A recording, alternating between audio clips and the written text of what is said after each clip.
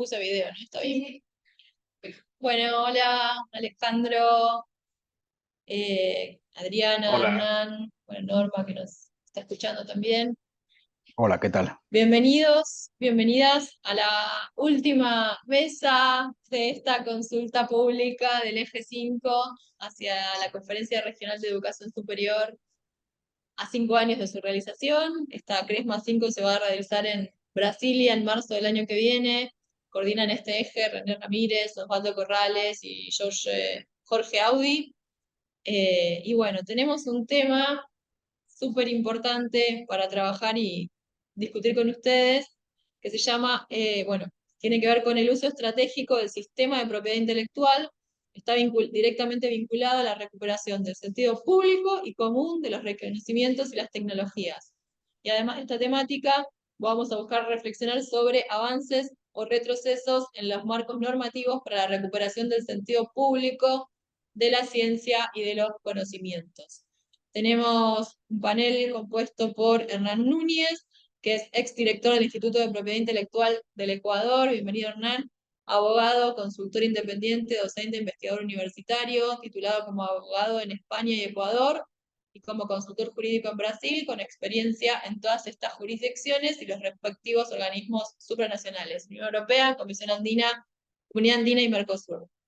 Alejandro Dinamarca, director de Innovación Científica y Transferencia Tecnológica de la Universidad de Valparaíso, microbiólogo y doctor en Biología Molecular. Adriana Faría, profesora titular de la Universidad Federal de Viçosa, de Brasil, doctora en Ingeniería Mecánica, realizó su investigación postdoctoral en la Universidad Estatal de Carolina del Norte, directora ejecutiva del CENTEB de la UFB, supervisando la incubadora de empresas y el parque tecnológico de Viçosa, bueno, muchas cuestiones más. Y acá presente, presencialmente, porque esta es una mesa híbrida, no sé si lo llegamos a ver, tenemos a Fernando Ariel López, que es licenciado en Bibliotecología y Ciencias de la Información, ahora lo abrimos, con orientación en Tecnología de la Información en la UBA.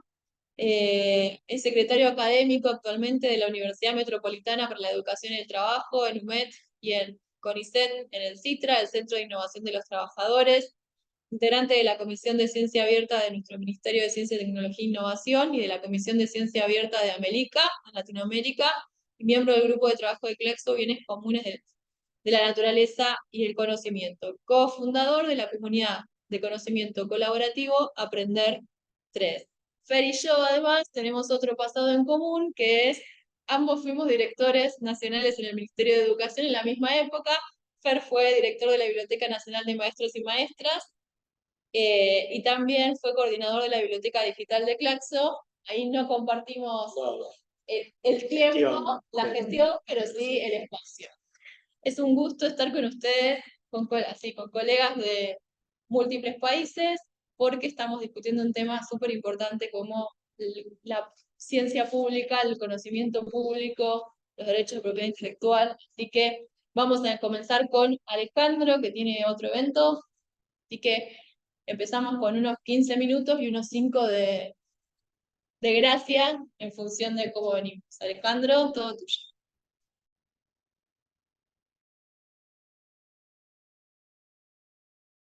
Estás muteado todavía.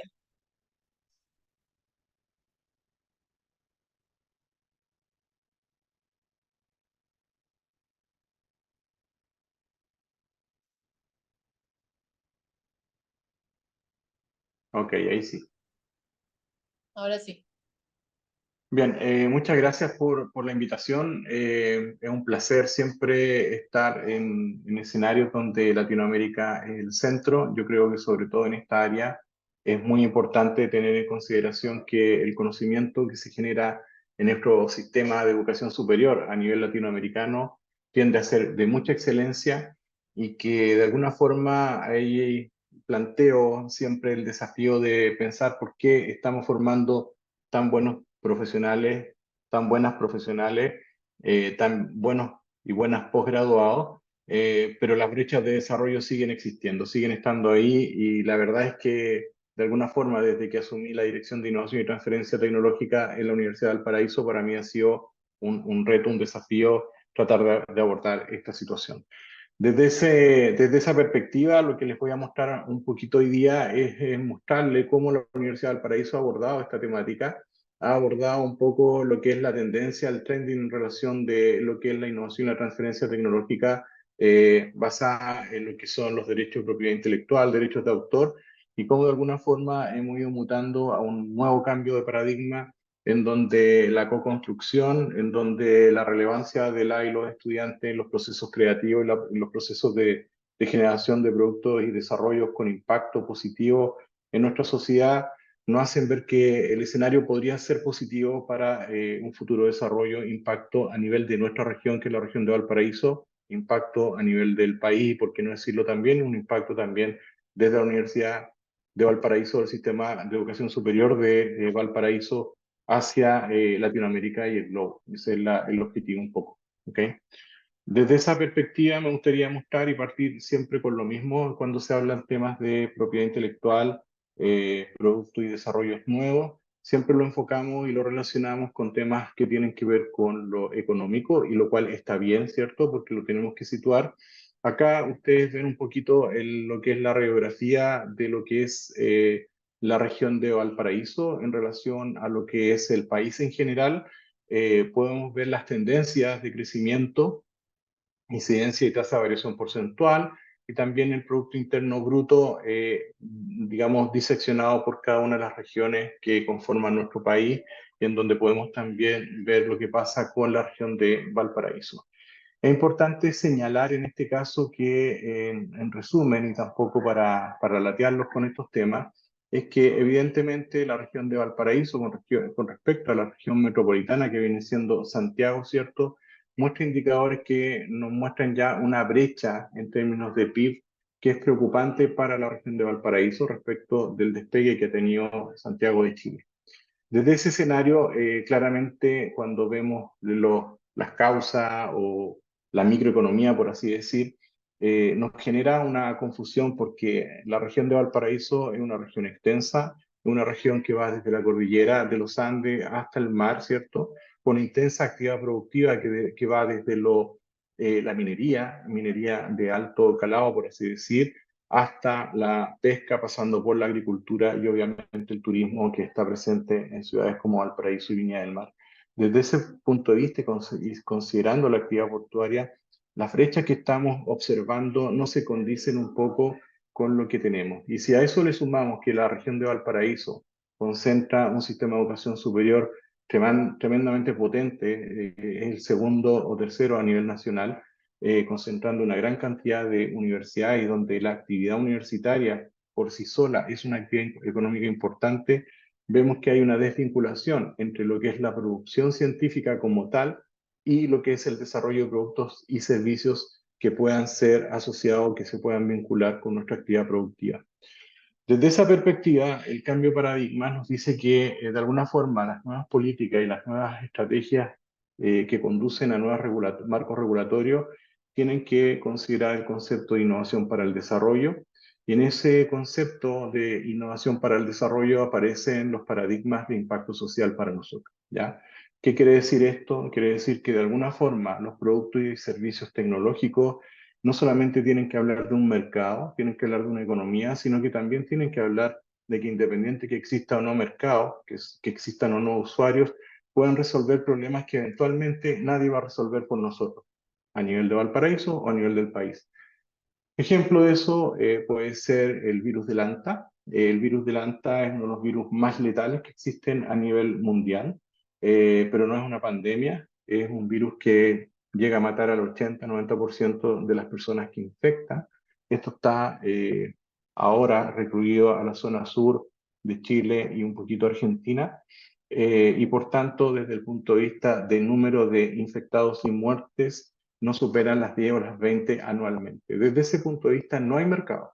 No existe una tendencia a que podamos decir vamos a desarrollar vacunas para resolver el problema del ANTA, porque en realidad, en términos económicos, netamente económicos, no tendría una necesidad desde el punto de vista comercial. Sin embargo, sí un problema de salud pública y un problema de salud pública emergente que podría eventualmente con el cambio climático afectar, ¿cierto? Y producir un fenómeno mayor e incluso saliendo del sur de Chile, yendo a otras regiones y también otros países. Desde ese punto de vista es que hablamos de que la innovación para el desarrollo y todo lo que son los marcos regulatorios en términos de políticas y estrategias basadas en la propiedad intelectual tienen que tener una mirada que se base, por ejemplo, en el territorio, que esté acotado al territorio de alguna forma, que tenga también una mirada de inclusión social, que de alguna forma sean motores y generadores de pequeñas industrias que puedan mover micro y mesoeconomías a niveles locales que se puedan conectar con otras regiones también, que lo intercultural esté considerado siempre desde una perspectiva no solamente del conocimiento ancestral, sino que también de los conocimientos históricos que pueden estar presentes y que nos puedan mostrar a partir del pasado cómo se puede proyectar el futuro.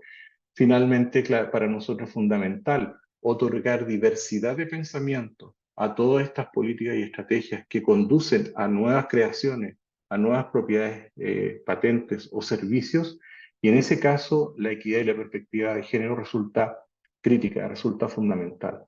Es decir, un sistema de pensamiento, de creación, de conocimiento más diverso y basado en la perspectiva de género, claramente un sistema más robusto. Y por tanto, la participación de la sociedad se hace fundamental. Y aquí quisiera recalcar algo que de alguna forma no entra en contraposición con el sistema de propiedad intelectual, sobre todo con lo que es la protección a través de patente o a través de obras, en donde el gran desafío que podemos observar es que para que esto funcione, la academia debe estar vinculado con el territorio a nivel de sistema productivo, organizaciones sociales y por tanto poder generar escenarios de co-construcción de productos y servicios que resuelvan problemas en particular. Desde ese punto de vista, claramente estamos viendo que la reglamentación actual de propiedad intelectual tiene que ir a avanzar a reconocer aspectos que tienen que ver con la ciencia abierta, con la investigación pública, ¿cierto? Con el sistema de financiamiento de la investigación pública, pero que de alguna forma también permita que los resguardos de la propiedad intelectual, no solamente vistos desde el punto de vista de un negocio potencial, pueden ser vistos en los derechos y deberes y también responsabilidades de quienes van a usar estos desarrollos que son productos y servicios que pueden tener un impacto positivo en la sociedad, pero que eventualmente, bajo normas regulatorias de producción, de comercialización, de dispensión, eventualmente se protejan. Por tanto, el sistema de propiedad intelectual es necesario, es un sistema robusto, pero que debe empezar a transitar a conocer más de cómo se levantan los procesos en donde la participación entre distintos agentes, entre distintos sistemas, eventualmente pueden generar productos y servicios que deben ser protegidos. Desde ese punto de vista, nosotros contamos con una vicerrectoría de investigación e innovación y específicamente una dirección de innovación y transferencia que lo que hace es establecer específicamente una ruta de la gestión para que todo esto ocurra. Y desde ese punto de vista generamos indicadores, como son los indicadores de propiedad intelectual, indicadores asociados a la transferencia tecnológica, como son licencia de contrato, y finalmente un sistema de emprendimiento científico-tecnológico en donde las y los estudiantes tienen, digamos, un rol súper importante. Desde este punto de vista, el sistema no es espontáneo, el sistema tiende a ser o a tener una ingeniería, y lo más importante es que lo que buscamos es fomentar desde los primeros pasos que se dan a nivel del pregrado y del posgrado, a que los estudiantes formen equipos con las y los académicos para que empiecen a vincularse con el sector productivo. Esto es muy importante porque desde ese punto de vista estamos generando un ambiente de innovación que finalmente va a decantar y va a orientarse con productos y servicios que puedan ser protegidos. Desde nuestro punto de vista, como Universidad de Valparaíso, el objetivo es que los productos y los servicios puedan tener un impacto social, independiente que puedan ser buenos o malos negocios. Desde ese punto de vista, lo que buscamos es potenciar y generar diversidad de soluciones que tengan impacto en la sociedad. Claramente nosotros estamos marcados por generación de políticas internas en la universidad. Tenemos una política general de innovación y transferencia tecnológica que está en constante revisión. Y esa política, de alguna forma, debe surgir de la consulta con distintos agentes dentro de la universidad y fuera de la universidad, que nos permitan construir herramientas que la hagan funcionar. Dentro de esas herramientas están los reglamentos, están las leyes, ¿cierto? La ley de propiedad intelectual, y finalmente también están los manuales y procedimientos. Y eso todo operado por un organigrama de gestión, ¿ya? Que nos permite llevar a cabo todo esto. La idea finalmente es inspirar, conectar y potenciar, es decir, hacer de la innovación, hacer de la propiedad intelectual un sistema dinámico, participativo y que ojalá siempre esté conectado con su entorno. Desde ese punto de vista, lo que hacemos finalmente es hacer convocatorias internas dentro de la universidad, pero convocatorias también que se conecten con la sociedad, y de alguna forma lo que vamos haciendo es construir el escenario para generar resultados que nos permitan verificar que exista participación, que exista equidad, perspectiva de género y finalmente exista propiedad intelectual que esté protegida y que de alguna forma sea transferible a la sociedad en los mejores términos posibles.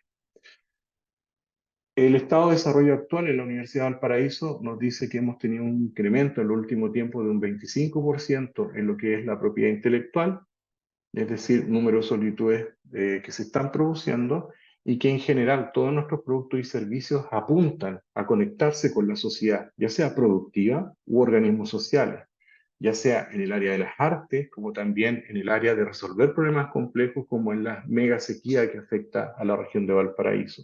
Y por tanto, lo que buscamos de alguna manera es generar productos y servicios que estén constantemente vinculados con el entorno. Para eso es muy importante que la vinculación se haga efectiva y pueda resolver problemas como, por ejemplo, cuando alguien de una empresa pregunta, dice, ok, vamos a hacer una participación, vamos a trabajar en conjunto, pero ¿de quién es la propiedad intelectual? ¿Quién participa en esto? Lo mismo pasa con nuestros estudiantes. Un tesista, de alguna forma, tiene que sentir que el reconocimiento de lo que él genera producto de su desarrollo, cuando es ciencia aplicada o de su investigación aplicada, de alguna forma se le va a conferir como un estudiante que pueda ser considerado inventor o inventora, o que incluso pueda ser considerado como un titular de la propiedad intelectual, que en algunos casos nosotros estamos entregando hasta un tercio de lo que es la propiedad intelectual a nuestros y nuestros estudiantes cuando acceden a proyectos o financiamiento externo. Desde ese punto de vista, lo que buscamos es tener un impacto social a través de la investigación, la ciencia aplicada, la generación de conocimiento y finalmente la transferencia de tecnología a través de el debido resguardo, la debida protección de todo lo que se está generando. Muchas gracias. Muchísimas gracias, Alejandra. Aparte, perfecto uso del tiempo. Chau. Y nos quedamos, bueno, desde una universidad de artes viendo el proyecto ese último que comentabas de teatro y creación, y haber colocado creación artística como parte central y componente de investigación e innovación. Ya está. Nada, nos tocaste el corazón porque estamos tratando precisamente en este eje de vincular a las artes también con todos los procesos de producción y de desarrollo científico-tecnológico. Así que muchas gracias. Si les parece, le damos la palabra a Adriana Faría, que nos está visitando virtualmente desde Brasil, así que lo mismo. Adriana, 15 minutos y unos 5 de gracias si hace falta después. Adelante, Adriana. Bom, boa tarde do Brasil. Sou Adriana, sou professora aqui na UFV. Eu não ia inicialmente compartilhar uma apresentação, mas acabou que, em função da apresentação do colega anterior, eu acho que pode ser pertinente. É possível compartilhar ainda? Sim? Tá. Então, peraí. Sí, puedes. Pode? Tá.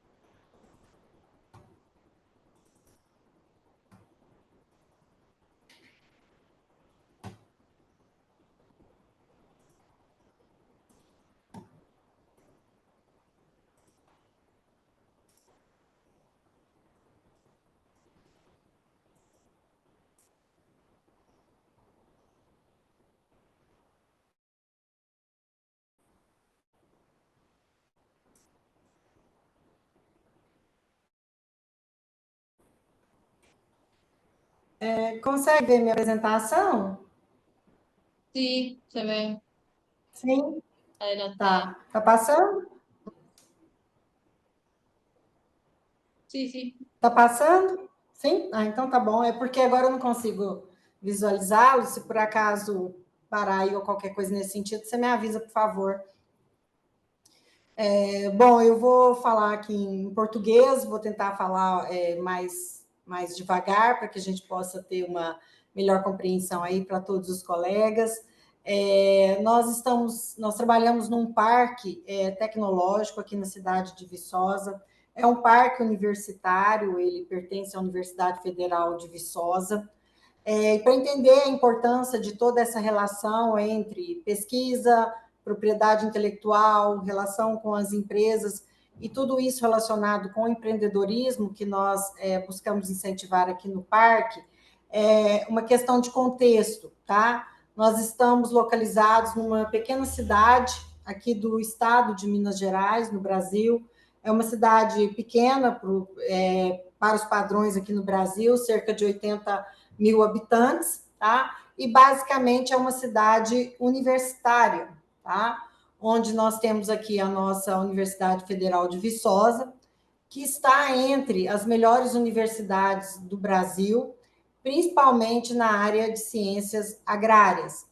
Então, é uma instituição não reconhecida necessariamente pelo seu porte, nós diríamos que nós somos uma universidade federal entre pequena e média, mas nós somos muito reconhecidos pela excelência da universidade em termos de pesquisa e pós-graduação.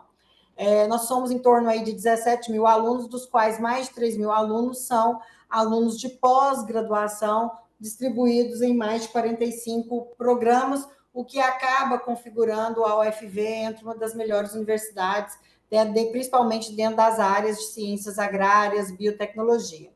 Em termos de propriedade intelectual, nós estamos aí na 28ª posição no ranking de propriedade intelectual aqui no Brasil, tá?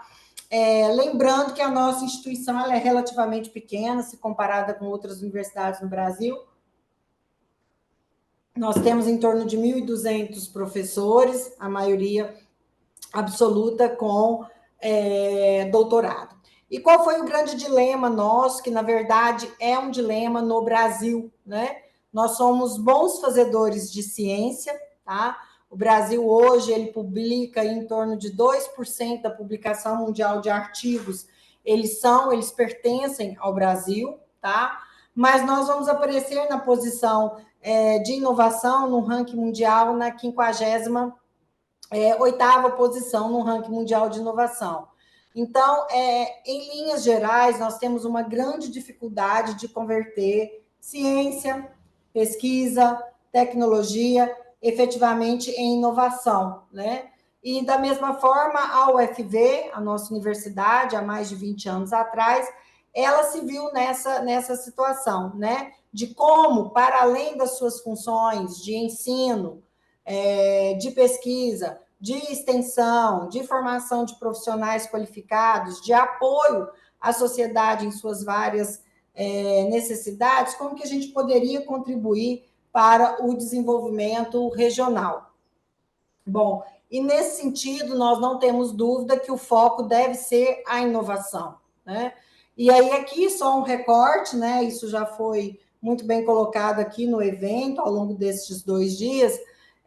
Inovação é produto, processo, serviço efetivamente colocados no mercado.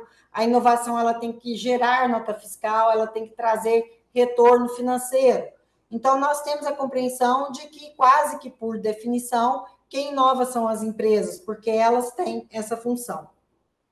Por outro lado, a matéria-prima necessária para a inovação é o conhecimento científico e tecnológico, que, em grande medida, principalmente pela formação de capital intelectual, vai estar junto às universidades, às instituições científicas e tecnológicas. E, nesse sentido, né, a gente precisa de um outro ente para promover a inovação, que é o governo, que é aquele que vai fomentar a pesquisa, principalmente em estágios iniciais, que vai, de alguma forma, absorver também os riscos associados à inovação e também trabalhar a questão da segurança jurídica. Então, esse modelo de interação universidade, empresa, governo, que é conhecido no mundo inteiro, que é o modelo da Triple Helix, ele traz um outro elemento importante, que é o papel das organizações intermediárias, né? Nós temos boas universidades, boas empresas, nós temos o governo com o seu papel. No Brasil, hoje, por exemplo, nós temos um bom marco legal de ciência, tecnologia e inovação, nós temos um volume significativo de recursos investidos em inovação, em pesquisa, que nos coloca aí entre os 20 países que mais investem em pesquisa e desenvolvimento, mas nós temos dificuldade dessas interações e da inovação. E aí entra um papel muito importante nesse modelo, que das organizações intermediárias.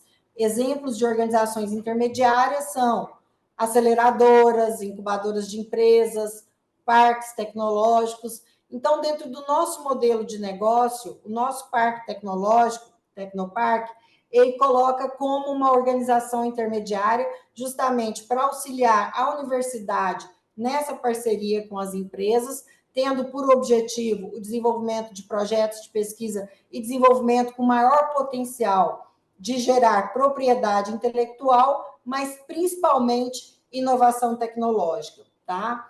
E um outro objetivo muito forte desse nosso relacionamento que o Parque promove, da UFV, da nossa universidade, com as empresas e o governo, é da criação de novas empresas de base tecnológica. Bom, em função disso, foi criado o nosso Parque Tecnológico em 2011, foi um dos primeiros parques tecnológicos de Minas Gerais a entrar em operação. Hoje, no Brasil, a gente tem da ordem de 59 parques tecnológicos em operação, e com o objetivo de promover o desenvolvimento local pela geração de emprego e renda qualificados que venham dessas novas empresas de base tecnológica que serão criadas dentro desse ambiente da universidade, mas também do desenvolvimento de novos projetos de pesquisa e desenvolvimento com estas empresas, que vão também trabalhar em questões relevantes da sociedade, da qualidade de vida das pessoas, na minimização e redução de impactos ambientais, de tal forma que a gente possa ter um horizonte para o desenvolvimento sustentável, né? Em função, né, dessa importância do parque para esse desenvolvimento, a gente tem buscado as principais certificações relacionadas a isso e também trabalhar no programa de internacionalização. Bom, então, dentro dessa perspectiva de como converter propriedade intelectual, pesquisa, desenvolvimento em novas empresas e em inovação, a gente tem um modelo de gestão que foi construído considerando o modelo e a perspectiva do Balance Scorecard, né, com as suas 4 perspectivas de aprendizado, crescimento, processos internos, cliente e financeira, mas modificada considerando o modelo da Triple Helix, esse modelo de interação universidade, empresa, governo, tendo o Parque Tecnológico como uma organização intermediária que vai auxiliar nessa interação, mas também considerando os aspectos hoje de sustentabilidade que são fundamentais. De tal forma que a nossa estrutura hoje de inovação, ela está ancorada em 6 unidades de negócio, que são o Tecnoparque Startup, Back Office, Service, Business, Open Innovation e Social, e eu vou falar principalmente das unidades de negócio mais vinculadas à questão da propriedade intelectual e da inovação. Então, nós estamos organizados dentro de uma trilha de empreendedorismo e inovação, onde a pesquisa e o desenvolvimento realizado pelos nossos alunos de graduação e pós-graduação, e principalmente pela comunidade científica, acaba sendo o nosso grande celeiro de prospecção. Então, a gente começa trabalhando as nossas unidades de prospecção de projetos, dentro de uma unidade que nós chamamos de startup, onde nós fazemos sensibilização, prospecção, aceleração e pré-incubação. E aí, como celeiros, tá, de prospecção, a gente tem as propriedades intelectuais da universidade, que são depositadas aí regularmente, onde a gente faz prospecção de pesquisadores, de grupos de pesquisas, que tenham projetos com potencial de criação de novas empresas ou projetos que tenham potencial de transferência para as nossas empresas vinculadas ou para as outras empresas de uma forma geral. Em havendo viabilidade, então, nessa unidade, a gente trabalha o estudo de viabilidade técnica, econômica e comercial, muitas vezes chegando na fase de valoração, tá? A gente tem, então, a criação dessa empresa de base tecnológica, que pode ser uma spin-off diretamente da UFV ou uma startup em linhas mais gerais, e de acordo com a nossa regulamentação interna, no que diz respeito à propriedade intelectual, ela tem a preferência da transferência de tecnologia da UFV para essa empresa. Bom, uma vez que a empresa é criada, a gente tem um programa de business, onde a gente tem estágios também relacionados à maturidade dessa empresa, que vai recebendo todos os nossos serviços, consultoria, assessoria, mentoria e qualificação, que passam pela incubação, graduação e residência, e também o soft land, que é quando nós buscamos empresas, né, estrangeiras que tenham interesse em estar aqui conosco, né? E robustecendo todas essas unidades, a gente tem o Open Innovation, onde a gente faz essa interação entre a universidade e a empresa, dentro de um programa que nós chamamos de Innovation Link, onde nós buscamos trabalhar muito mais num formato market pull do que technology push, até com a perspectiva de melhorar os nossos indicadores, sejam de propriedade intelectual, de transferência de tecnologia ou de criação de novas empresas. Em função disso, a gente, inclusive, nós criamos 2 programas que são Empresa Associada e o de Aceleração Corporativa. Dentro desse Open Innovation, a gente trabalha as estratégias também de compartilhamento de laboratórios e de internacionalização. E de forma transversal a esses programas, nós temos o service, onde a gente trabalha mentoria, consultoria, assessoria e qualificação empreendedora para os nossos pesquisadores, para a nossa comunidade acadêmica e também para os nossos empreendedores. A unidade back-office, que é responsável pela gestão do parque, e o Tecnoparque Social, onde a gente trabalha também, para além do empreendedorismo inovador e as questões de propriedade intelectual, uma relação mais próxima com a nossa comunidade, com o nosso entorno, em atividades educacionais, culturais e ambientais. Então, apesar disso estar colocado numa trilha, essas unidades de negócio, elas não são lineares e elas trabalham uma retroalimentando a outra o tempo todo, né? Essa é uma visão do nosso parque hoje, onde nós trabalhamos com esse conceito de um espaço para você trabalhar, viver, aproveitar e aprender, tentando integrar a nossa comunidade acadêmica, os nossos pesquisadores, tudo aquilo que é feito de ciência na universidade, junto às nossas empresas, mas também junto à nossa comunidade. De tal forma que hoje, esses são os impactos, a gente sempre mensura o impacto com relação ao ano anterior, nós temos aí mais de 80 empresas vinculadas ao nosso parque tecnológico. Ao longo da nossa história foram criadas aí mais de 80 empresas de base tecnológica, com uma taxa de sobrevivência hoje de mais de 85%, que geram aí em torno de 500 empregos diretos dentro desse ambiente nosso do Parque Tecnológico e 45 milhões de reais de renda, de faturamento dessas empresas. E assim a gente entende, né, que por meio da pesquisa, do desenvolvimento, da geração de propriedade intelectual, nós trabalhamos essas 2 questões, tanto a transferência de tecnologia, mas sempre de forma muito importante, olhando a possibilidade de criação de novas empresas para que elas possam estar aqui na nossa cidade, gerando emprego e renda de qualidade. Bom, é isso, né? E eu sigo por aqui para que a gente possa depois realizar aí o nosso debate. Muito obrigada por essa oportunidade. Muchísimas gracias, muy obrigada Adriana por su presentación, su fala. También tiempo. Ahora le damos la palabra a Hernán Núñez. Hernán, todo tuyo. Ahí está, estabas oscuro recién. Adelante. Ok, ¿se me escucha bien? Sí, perfecto, gracias. Bueno, primero agradecer por la invitación, saludar a las personas que nos escuchan, agradecer a la moderadora, Daniela, y saludar a René Ramírez, Jorge Audi, Agustina Rodríguez A y Osvaldo Corrales, que son los coordinadores de este grupo. Yo también voy a hacer una breve presentación. Voy a compartirles una presentación en PowerPoint. Nada más, mientras se carga la presentación, decir que en mi caso he preferido abordar la temática de la propiedad intelectual y concretamente del uso estratégico de esta herramienta de manera mucho más general, ¿no? Ya que debido a mi formación jurídica, creo que es pertinente hacer una presentación de los conceptos y las aplicaciones de modo general. Y luego, bueno, en la parte de preguntas y debates, si es que es el caso, quizás entrar en algún tipo de detalle, ¿no? O en la especificación de alguna norma.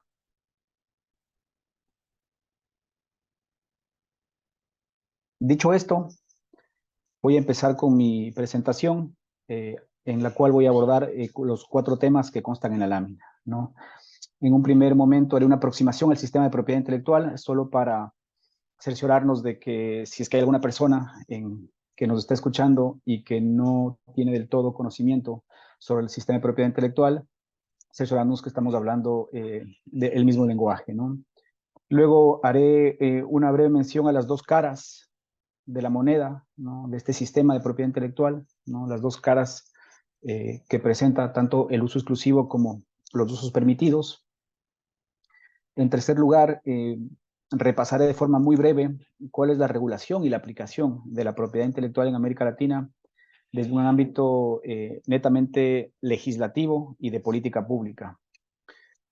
Y finalmente, compartiré con ustedes unas pocas reflexiones a modo de conclusión. Bueno, empezando con la aproximación a la propiedad intelectual, hay que decir que, bueno, no es fácil definir, al menos desde el punto de vista jurídico, porque está conformada por 2 sistemas de protección que son muy distintos entre sí, ¿no? De un lado tenemos a los derechos de autor, que protegen generalmente las obras y las prestaciones, es decir, es un sistema que está mucho más enfocado en la creatividad. Y de otro lado tenemos a la propiedad industrial, ¿no? Que es un sistema enfocado a su vez en el tráfico mercantil y en la innovación tecnológica. No obstante, se ha aglutinado jurídicamente dentro de una sola rama, ¿no? Que es la propiedad intelectual a estos 2 sistemas de protección. De tal manera que para tratar de encontrar una definición, no a riesgo de ser impreciso, pero una definición en la que podamos abarcar al sistema de propiedad intelectual, vamos a decir que es una rama del derecho conformada por varias modalidades jurídicas concebidas para proteger las creaciones intelectuales y los bienes materiales. Sin dejar de mencionar que teóricamente se debate y se discute sobre cuál tiene que ser la relación de la propiedad intelectual con otro tipo de sistemas jurídicos y concretamente con el de la información no divulgada, en donde se encuentran los secretos comerciales o secretos industriales y también como un subtipo de esto los datos de prueba, ¿no?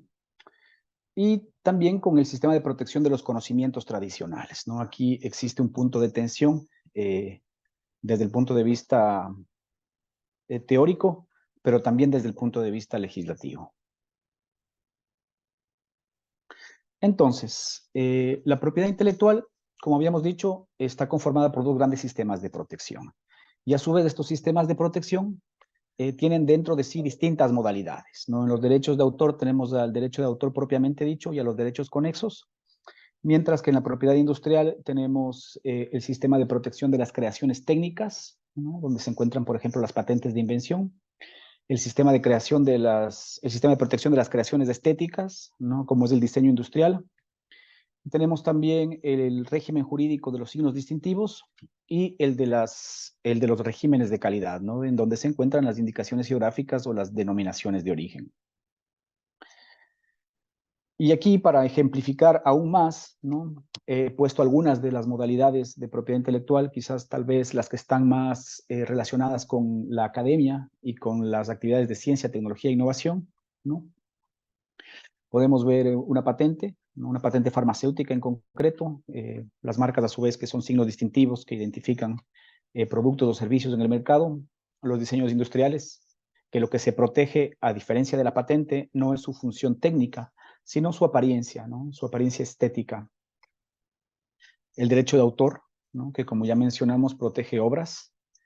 Y las obtenciones vegetales, ¿no? Que pueden ser de varios tipos, ¿no? Pueden ser, por ejemplo, obtenciones vegetales de nuevas variedades eh, de rosas o de flores de verano, por ejemplo, lo que se conoce como variedades ornamentales, pero también se encuentran ahí las variedades alimenticias, ¿no? Es decir, que además de tener un régimen jurídico dentro de la propiedad intelectual, podría estar relacionado con aspectos como la soberanía alimentaria, por ejemplo, ¿no?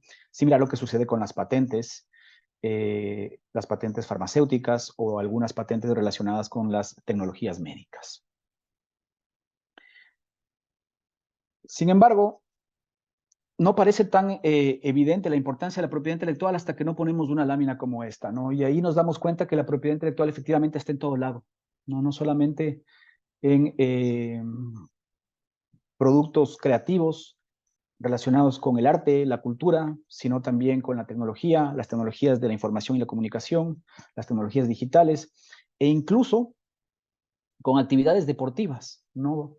Existe una modalidad de la propiedad intelectual que protege la transmisión de modalidades deportivas, ¿no? Aunque de por medio no exista una actividad creativa o no exista un desarrollo tecnológico, se utiliza también la propiedad intelectual para proteger la transmisión de un evento, ¿no? Por ejemplo, un partido de fútbol.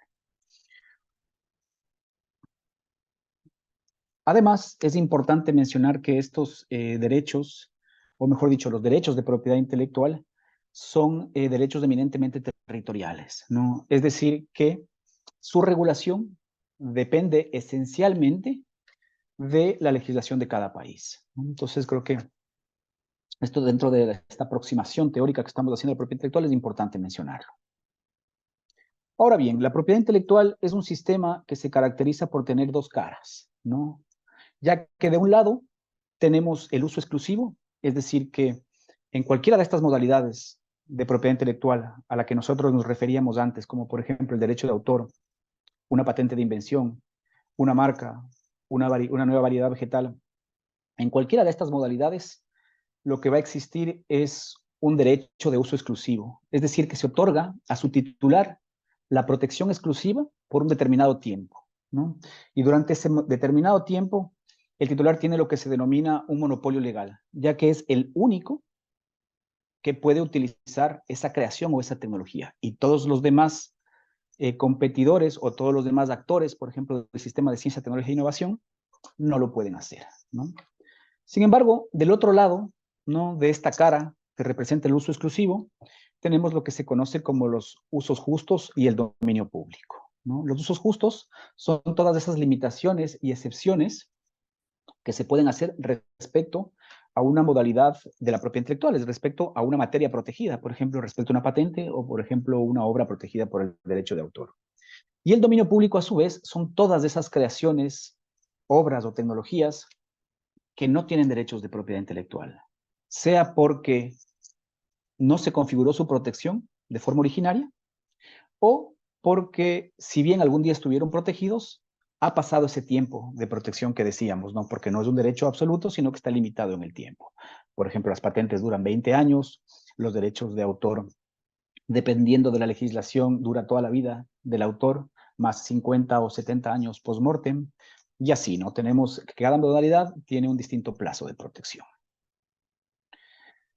Entonces, dentro de estas dos caras que podemos decir que tiene la propiedad intelectual, hemos visto que los estados a lo largo de la historia han aplicado distintas estrategias para regular la propiedad intelectual, ya que lo han concebido normalmente la gran mayoría de estados, al menos los que son hoy industrializados, lo han concebido como una herramienta, ¿no? No como un fin en sí mismo, sino como un medio, ¿no? Es decir, una herramienta para conseguir el emparejamiento tecnológico, la innovación y una serie de otros fines, ¿no?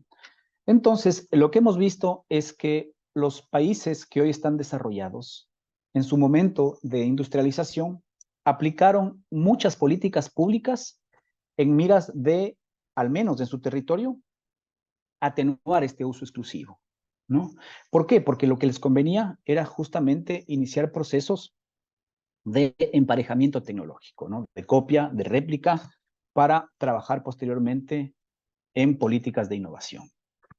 Y una vez que estos estados industrializados lograron un proceso, ¿no?, de desarrollo y empezaron a hacer, o mejor dicho, dentro de sus fronteras se desarrollaron agentes y actores privados que tenían una importante cartera de derechos de propiedad intelectual, se empezaron a proponer una serie de instrumentos y de tratados internacionales que contengan estándares mínimos de protección de la propiedad intelectual, ¿no?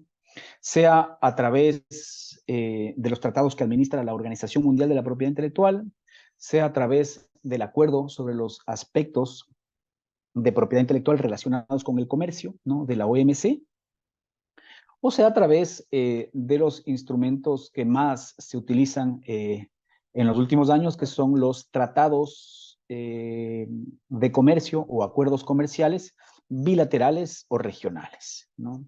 Con esto podemos decir que en términos de Hahu Chang se produjo una especie de patada a la escalera en la propiedad intelectual también, ¿no? Porque ya para todos los países que no son industrializados, el reto de la legislación o del uso estratégico de la propiedad intelectual pasó a ser mayor, ¿no? Porque ya existían, al menos a partir de la creación de la OMC, ¿no?, desde el año 94 y que entra en vigor en el 95, luego la mayoría de países se van adhiriendo en la década de los 90, empiezan a existir estándares mínimos de propiedad intelectual, ¿no?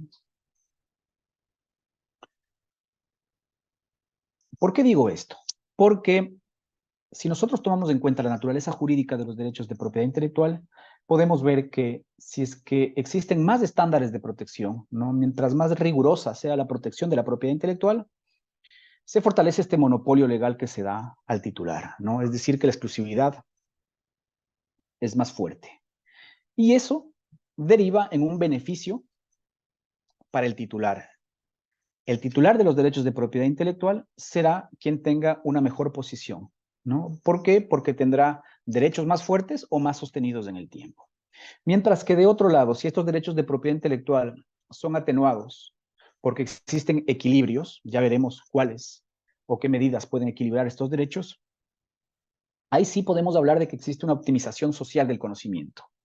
Y no solamente tomando en consideración las actividades de ciencia, tecnología e innovación, no solamente pensando en actores que no son del ámbito mercantil, como por ejemplo las universidades, ¿no? O tampoco refiriéndonos únicamente a los consumidores y usuarios, sino también a los propios competidores, porque mientras mayor es el equilibrio, se atenúa un monopolio legal que tiene un solo agente en el mercado y existe mayor competencia, ¿no? Dicho esto, vamos a ver ahora cómo se encuentra la regulación y la aplicación de la propiedad intelectual en América Latina.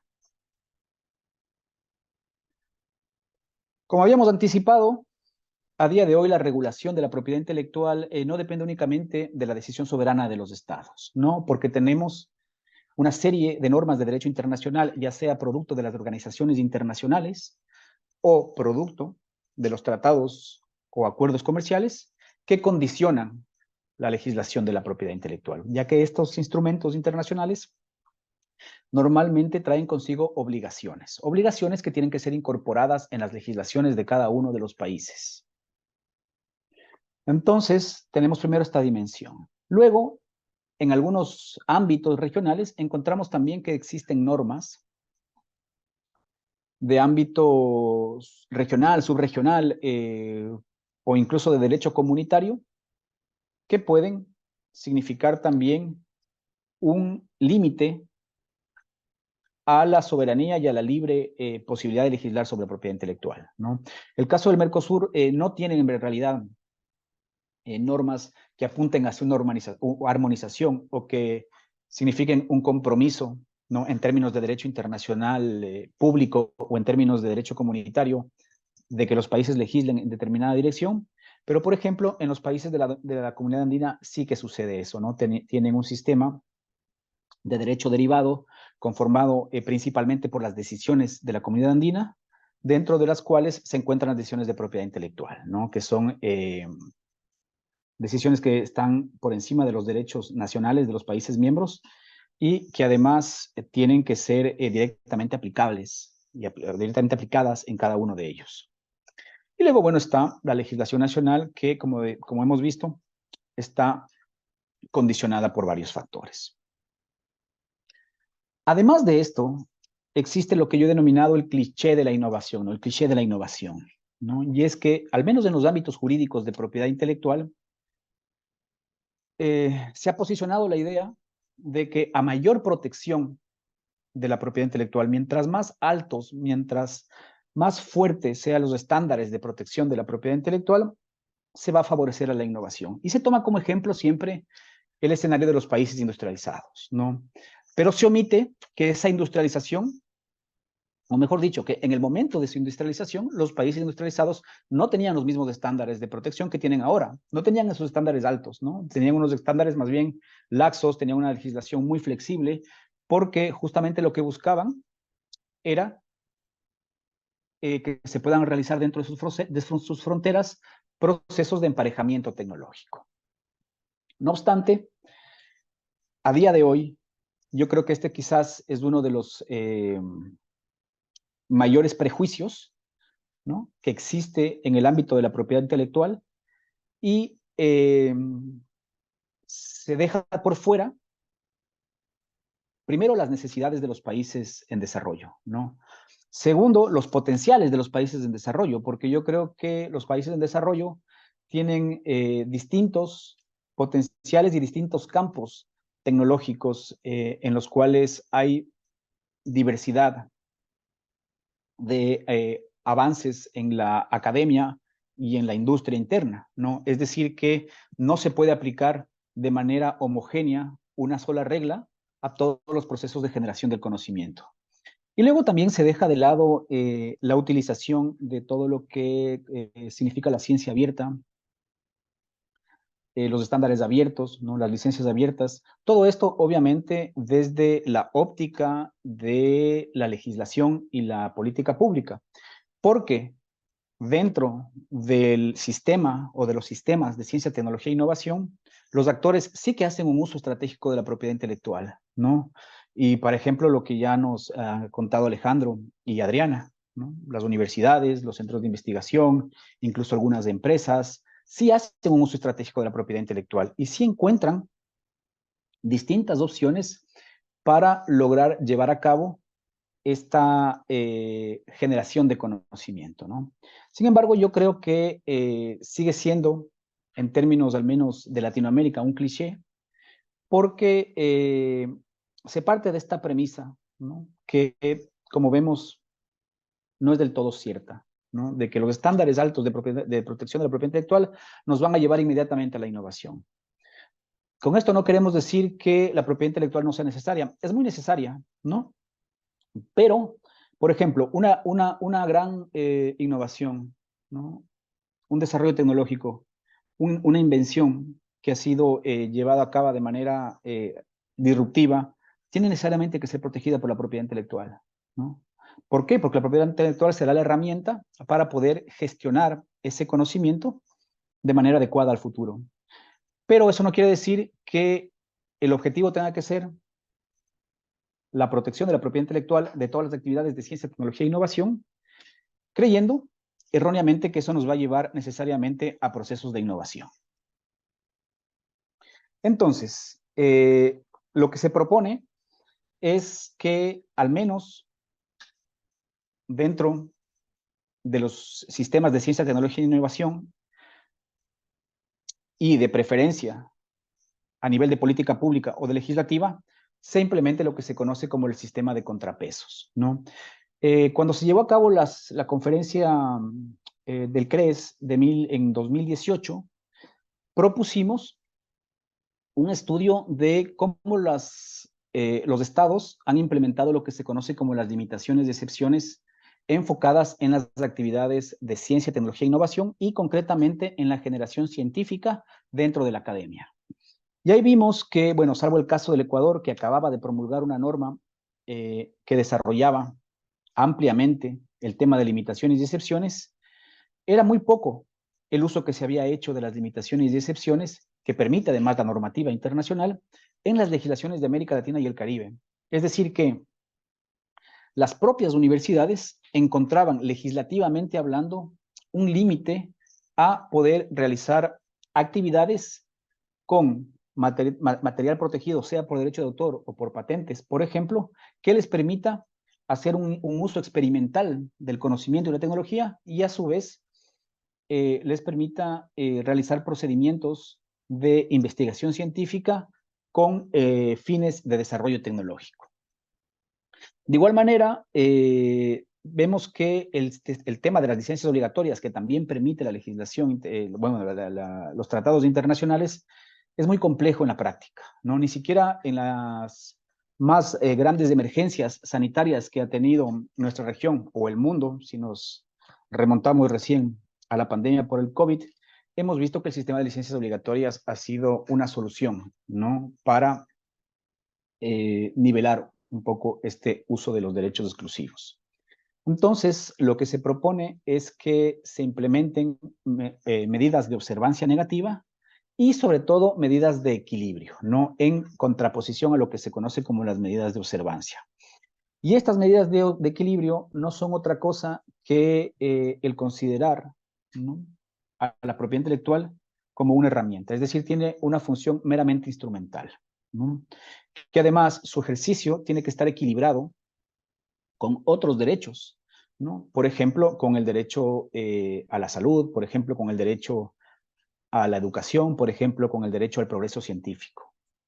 Además, tomar en cuenta que la propiedad intelectual no tiene que considerarse la regla general, ¿no?, sino que es la excepción a la regla general, que a su vez es el dominio público.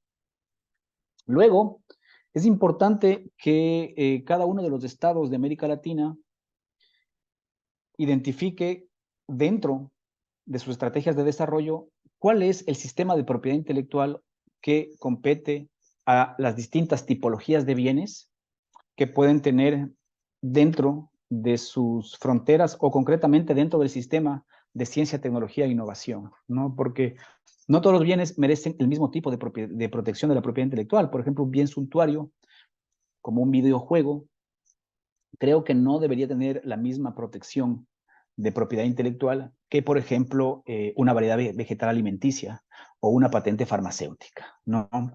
También está lo que se conoce como la irrenunciabilidad de limitaciones y excepciones, porque en la práctica hemos visto que a través de medidas contractuales, ¿no?, se limita esta opción que permite la ley, ¿no?, que es hacer usos, por ejemplo, usos experimentales o usos con fines científicos o académicos de tecnología patentada, ¿no?, o de obras protegidas por el derecho de autor. Y luego tenemos ya en el tema más de las oficinas encargadas de la protección de la propiedad intelectual o de los jueces encargados de la observancia de la propiedad intelectual, que se realice la interpretación sistemática, ¿no? Porque la propiedad intelectual, por una serie de razones, ¿no?, que no vamos a comentar ahora, ha sido una asignatura que se ha aislado de alguna forma del resto de ramas del derecho. Y entonces, en la práctica, vemos que existe muy poca interpretación sistemática al momento de resolver conflictos de propiedad intelectual, ¿no? Y al momento de resolver conflictos sobre el alcance de los derechos de propiedad intelectual, olvidándose, como decíamos antes, esa ponderación de derechos que tiene que existir con derechos fundamentales, pero no solamente con derechos fundamentales, sino incluso con otros derechos de índole mercantil que garantizan la libre competencia. Y además, para ahondar en esta necesidad, ¿no?, de cuestionar la regulación actual de la propiedad intelectual en los países de América Latina, hemos visto que tampoco se está considerando las nuevas tendencias tecnológicas, ¿no? Y, por ejemplo, lo que está sucediendo con la inteligencia artificial, ¿no? Vemos que ahora mismo, en los países como los Estados Unidos o la Unión Europea, donde más se están desarrollando sistemas de inteligencia artificial, se ha establecido una excepción para la minería de datos, ¿no? Eso en los países de América Latina a día de hoy es impensable, ¿no? Al menos jurídicamente, que conste en una norma, sería muy difícil, ¿no? En el 2016, cuando se incorporó una disposición en la legislación ecuatoriana de minería de textos, únicamente enfocada en bibliotecas y archivos, hubo mucha polémica, ¿no? Porque se creía que eso afectaba los derechos del autor y por ende afectaría todo esto que hemos hablado, ¿no? El tema de la creatividad o de la innovación o de la transferencia tecnológica. No obstante, los sistemas de inteligencia artificial nos están demostrando que mientras más uso se haga de información, incluso protegida por derechos de propiedad intelectual, mejor va a ser el resultado y el entrenamiento que tengan estos sistemas de inteligencia artificial, ¿no?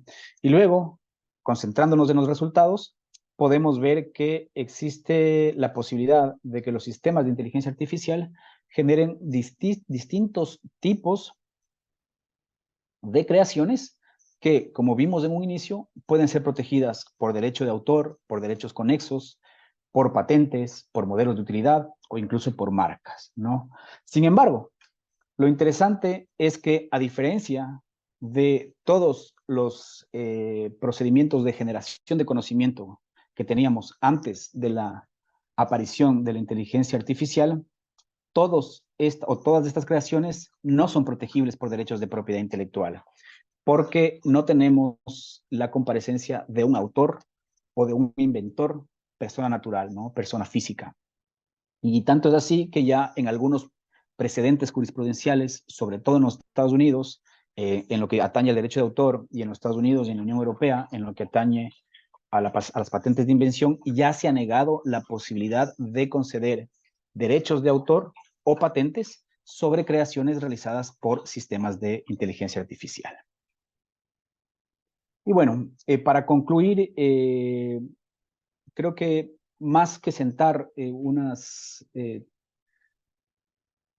ideas fijas, yo lo que quisiera es compartir con ustedes unas pocas reflexiones, ¿no? La primera que salta a la vista es que el sistema de propiedad intelectual es un sistema que está anquilosado, ¿no? Es un sistema que fue muy útil cuando se lo diseñó para las primeras revoluciones industriales, ¿no? El sistema moderno de propiedad intelectual parte de finales del siglo XIX y de ahí hacia acá ha sufrido muy pocos cambios, ¿no? Y es un sistema que ya no está funcionando del todo, ni siquiera creo yo, para los países industrializados, ¿no? Luego vemos que América Latina, no en términos de generación de conocimiento, sino en términos de política pública y de legislación, ¿no?, se encuentra en negación, ¿no? Ha estado encasillado en ese cliché, ¿no?, de considerar a la propiedad intelectual como un fin en sí mismo y de considerar que la propiedad intelectual, mientras más fuerte sea su protección, mejor van a ser los resultados de índole creativo o de índole tecnológico, ¿no? Y finalmente, decir que creo que es importante, ahora que nos acercamos, según algunos expertos, a la quinta revolución industrial, ¿no? Pero que sin duda vivimos en una sociedad del conocimiento, yo creo que es importante redefinir los fines, ¿no?, que tenemos respecto a la propiedad intelectual, ¿no? Porque, como digo, la propiedad intelectual no es un fin, sino es un medio. Pero es un medio para alcanzar, no la innovación tampoco, porque sería muy limitante utilizar la propiedad intelectual únicamente enfocándonos en la innovación, ¿no? Yo creo que la propiedad intelectual es una herramienta que debe ser utilizada para mejorar las condiciones de vida de la sociedad, ¿no? para hacer más accesible el conocimiento y también para proteger con derechos exclusivos las creaciones que pueden ser o que tienen un potencial mercantil. Pero nos estamos olvidando a veces de todas las otras actividades de ciencia, tecnología e innovación y de todas las actividades de generación de conocimiento que escapan a la naturaleza o a la esfera mercantil, ¿no? Bueno, eso es todo lo que yo tenía que decir por el momento y bueno, quedo a disposición de cualquier pregunta o comentario.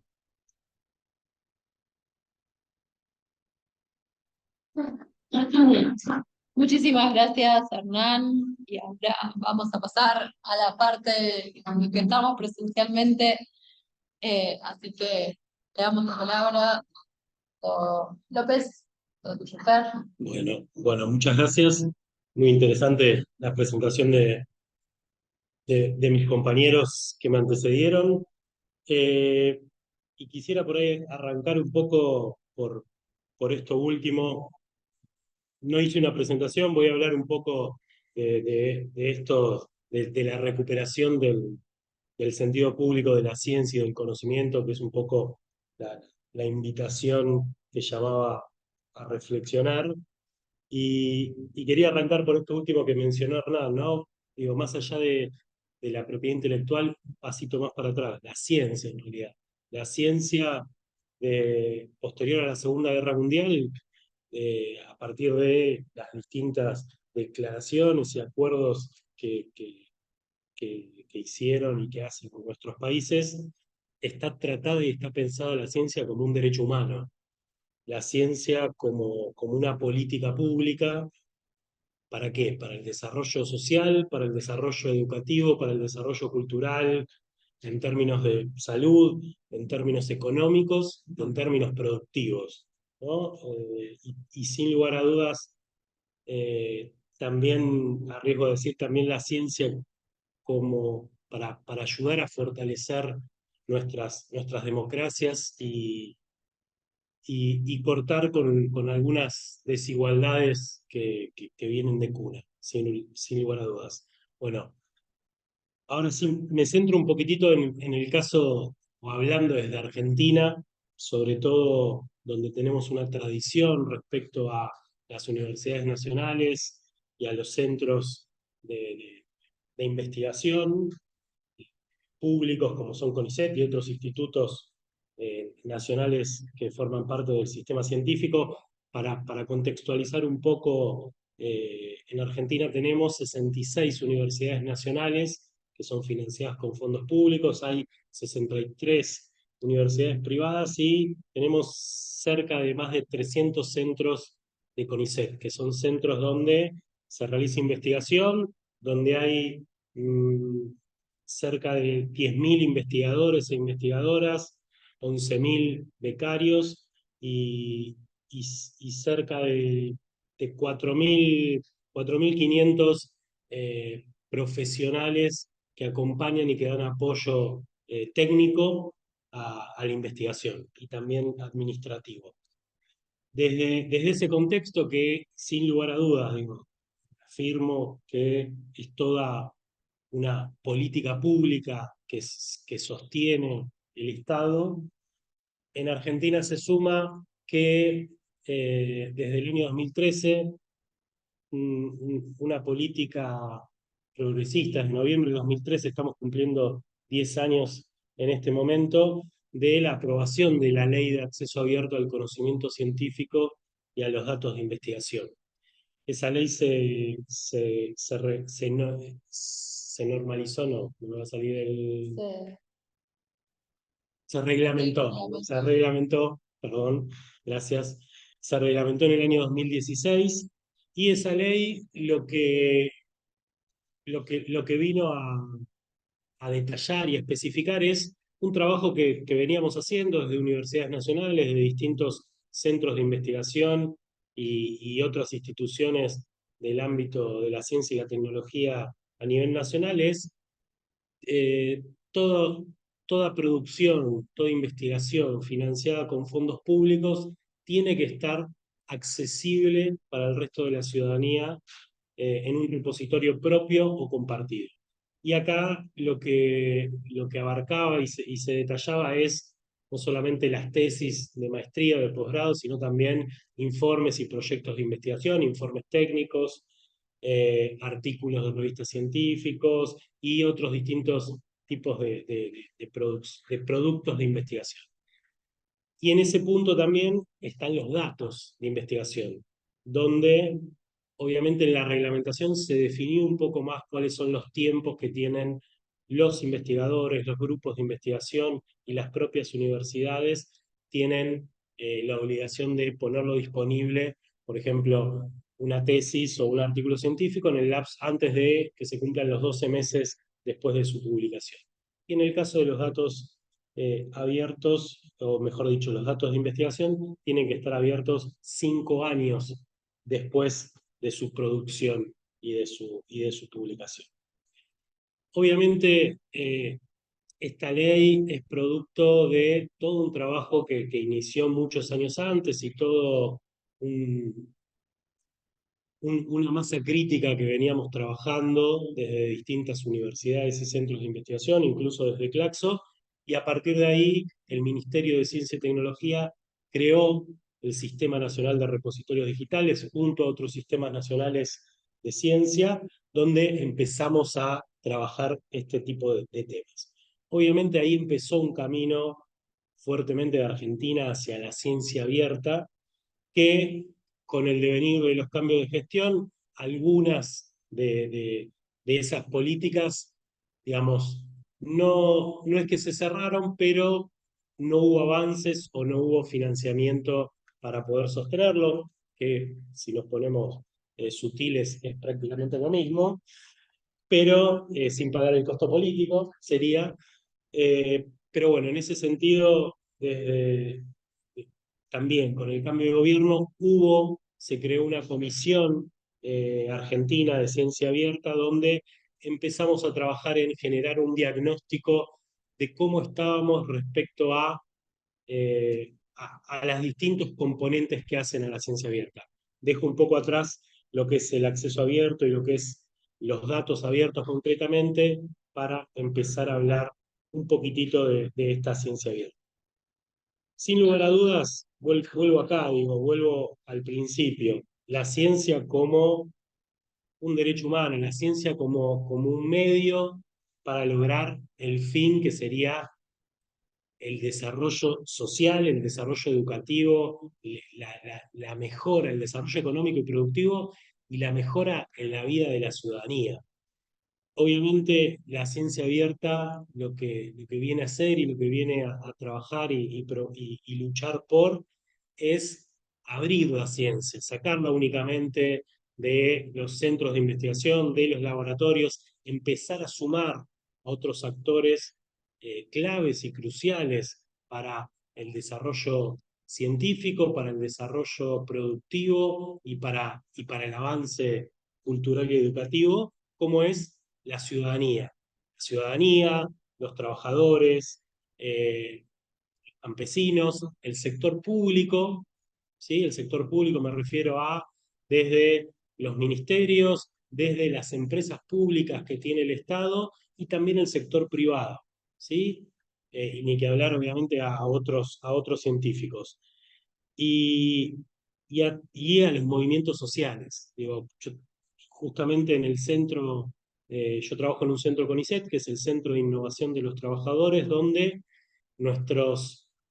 está formado por investigadores de CONICET, pero la segunda pata más importante son los sindicatos, son las organizaciones sociales que forman parte del CITRA, este centro de doble dependencia del CONICET y UMET, y todo el trabajo se basa en las necesidades de cada sector, de cada trabajador, donde reconocemos a los trabajadores y a estos movimientos sociales y organizaciones sociales como poseedores de un conocimiento mucho más profundo sobre la realidad, sobre sus condiciones de trabajo, sobre las limitaciones legislativas, sobre distintos tipos inclusive, como decía antes, de condiciones de trabajo, cuestiones de salud que sufren, que padecen, y hacemos un trabajo mancomunado con ellos, donde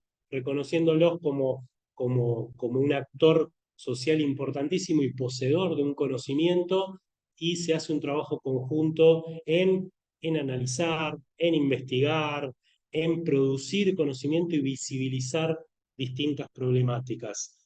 Entonces, nos parece, digamos, esa forma, digamos, a través de dinámicas por ahí ya más históricas en nuestra región, como tiene que ver con la investigación-acción, que sería un antecedente allá por la década del 60, de lo que hace unos años llamamos ciencia ciudadana, donde incluimos a estos otros actores, y de la mano también de la innovación abierta. También acá no solamente trabajamos con sindicatos, sino trabajamos con empresas del sector privado, buscando también a través de distintos dispositivos y distintas herramientas, buscando esa innovación abierta y esas nuevas formas de desarrollo de productos, de servicios y de conocimiento, ¿no? Obviamente buscando y explorando, por ahí como mencionaba antes Hernán, distintas formas que el patentamiento no desacelere la innovación, que el patentamiento no limite esa creatividad. Digamos, la motivación no es el lucro principalmente, sino la visibilización y la solución y el generar una alternativa. No digo que no comercial, pero sin lugar a dudas hay distintos prototipos y distintos desarrollos que hacemos que lo que se busca no es el fin, no es netamente el fin comercial, sino distintas formas inclusive de retroalimentar y de continuar financiando nuestras investigaciones. Voy y vengo, disculpen. También algo muy importante por parte de esta mirada de la ciencia abierta tiene que ver con, nosotros no lo usamos tanto acá en Argentina, pero sí en Colombia y en otros países de la región se trabaja mucho con la apropiación social del conocimiento, ¿no? Y hay distintas políticas y distintas estrategias por parte del Estado para producirlo. También eso nos parece muy importante, más allá de el rol de divulgación, nos parece fundamental poder sumar a estos otros actores a que se apropien y a generar su propio conocimiento.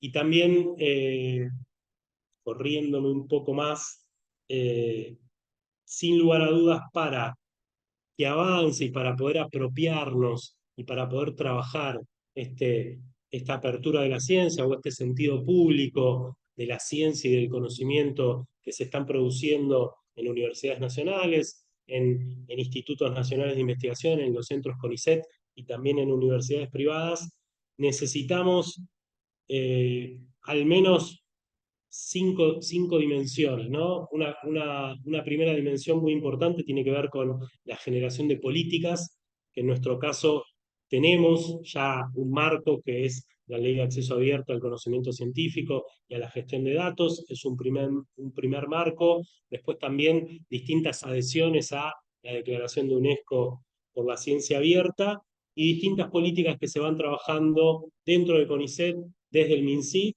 y dentro de las universidades nacionales.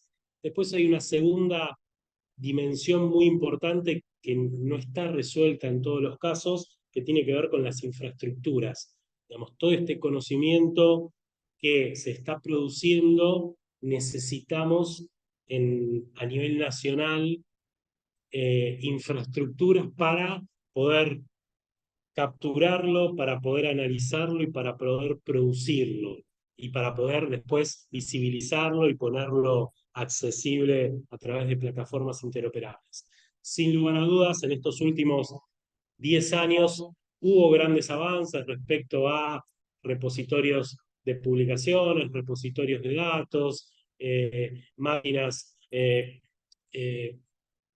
procesos de digitalización, procesos, grandes data centers que van procesando información de manera masiva y muy rápida, pero sin lugar a dudas, esta dimensión es una dimensión muy costosa, sobre todo en tiempos donde eh, eh, la devaluación en nuestro país y la moneda del dólar cada vez es más compleja de acceder.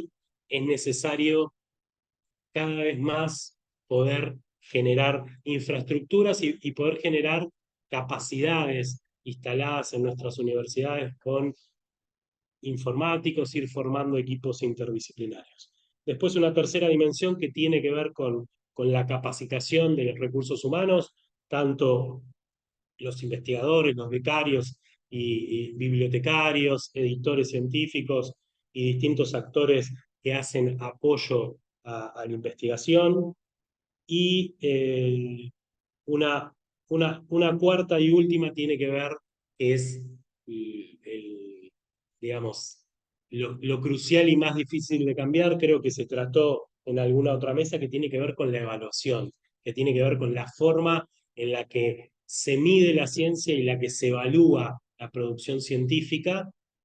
Obviamente, compañeros que me antecedieron mostraron ejemplos muy importantes en la Universidad de Valparaíso, en la universidad, sí, en la Universidad de Viscosa, perdón, Adriana, donde mostraban patentes, mostraban incubadoras, mostraban proyectos que habían financiado. Sin lugar a dudas, eso es muy importante.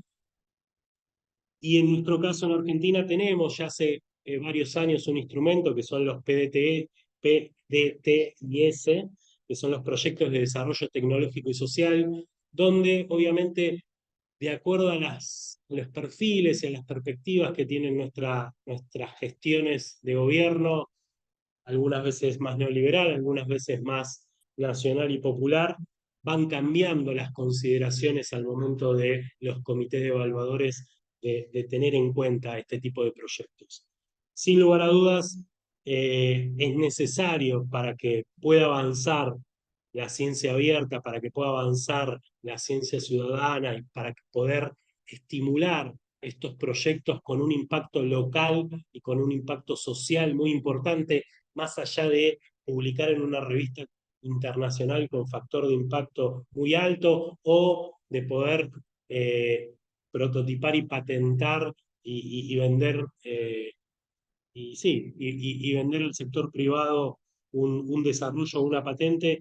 Es importante ir logrando esta forma en la que se evalúa y en la que se mide la ciencia y la productividad con indicadores más responsables, con indicadores que tengan una perspectiva nacional e inclusive regional, desde nuestra mirada como países no centrales en desarrollo, de acuerdo al paradigma de donde quieran hablar.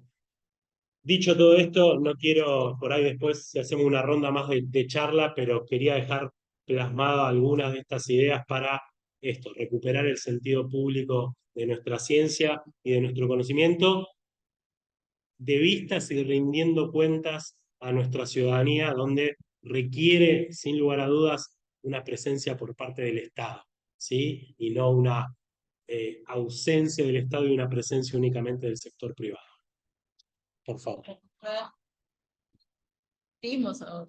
Compartimos pantalla. Bueno, muchas gracias a todos y a todas.